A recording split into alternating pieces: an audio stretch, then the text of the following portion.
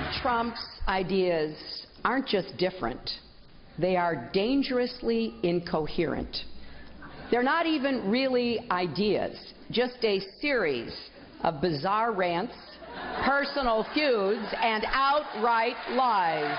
He is not just unprepared. He is temperamentally unfit to hold an office that requires knowledge, stability, and immense responsibility. That was Hillary Clinton on Thursday, launching a barrage of attacks at the presumptive Republican nominee, Donald Trump. Clinton casting him as a dangerous man with a petulant streak that could threaten U.S. national security. Trump firing back, tweeting, "Crooked Hillary no longer has credibility, too much failure in office." Here with reaction to the foreign policy face-off, Fox News military analyst, retired Colonel David Hunt. Okay, so, hello. Hi. It is billed as one of the best speeches she's given, a great foreign policy speech. What did you think of it? I'm the wrong guy. I thought delivery is fine. I mean, I think it's.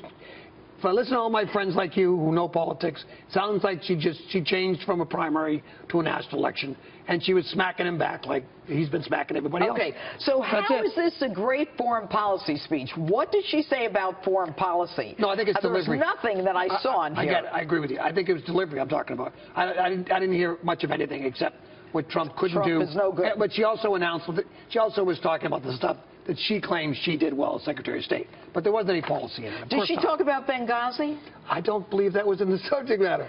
We've done two and a half years of that. Isn't that part of our foreign policy? Libya and Benghazi would be up at the top of the list. Yeah, sure. But she didn't talk about it. Did that trouble you, Colonel? Well, yeah, considering the stuff shows we've done on it, sure. Yeah. That was a major disaster, but it's not been settled. Okay, so, you know, I was looking at Trump's foreign policy speech, and, you know, he talked about Iraq, Egypt, Libya. He talked about rebuilding countries while we weaken our own. I thought what was interesting was that he said allies are not paying their fair share. Only 4 of the 28 member countries in NATO are spending the minimum required.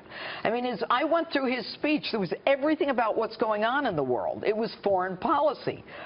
She didn't say much about foreign policy. No, I mean, she was an attack on Donald Trump, on the guy that's going to be running against her. No question. But the problem you have with what Trump is saying is that you don't get a lot of meat on what he's talking about. He's right. Oh, my God, I have his speech. Meat. I'm talking about meat. He mentions great subjects. I'm talking about some depth. That's, for me, the issue. Yes, he's covering the map. But what does he mean? Okay, like, for example, getting countries to pay for it. When he talks about NATO, I never heard anybody. I didn't know this. We've been carrying NATO load for years. Only 4 of the 28 countries are paying their way. True. And we are NATO. The U.S. is NATO. The U.S. is NATO. That's but here's the problem. He's saying, you know what? We're not going to spend our money to defend countries that aren't. That's easier said than done, as you know. That would be much easier said than done. Okay, let's talk about the fact that he talks about the Iran deal. Has she talked about the Iran deal? I think she did in the speech. Look, there's a huge problem here between the opinion of should we have done the Iran deal or absolutely not. Of course. I'm not saying one is right or wrong, but I'm saying let's talk about it. Yeah, but they are doing it. I mean, Trump is saying she's 100% wrong. The Bush Obama administration should not have done it. And she's saying, no, this is the only option we had, was to do something. He's saying absolutely shouldn't do anything. The problem with not doing anything is what do you want to do with Iran? You want to go to war with Iran? Don't think so. So you had to do something. What he said is you walk away from the table, and obviously you know that in full disclosure, I'm friendly with Trump. But you know, you walk away from the table as opposed to give him $100 billion or whatever. Well, whatever it was, $150 billion, which we haven't given them. Right. Yet. They haven't given them yet. But the issue for me with Iran is you have to stay engaged. You also have to spy on them. And a lot of the ways we're getting at that is through these kind of treaties. You never have treaties, as you know, Judge, with your friends. You have treaties with your enemies. The problem with this is it's divided politically. What good is a treaty anyway? Our enemies always lie to us. We did this with Russia. I mean, they hid one of their nuclear plants while they were negotiating. I don't trust Iran. I don't trust the Russians. I'm saying we don't do treaties with our friends. You do them with our enemies. And what about Libya? What about Libya? As a result of her wanting to go into Libya. Libya is a huge mistake. The problem so why did she talk about it? Were you disappointed? No, the problem with what Trump said is, for example, he says ISIS is controlling the Libyan oil. Unfortunately, that's not true. Who is? No one, just tribes.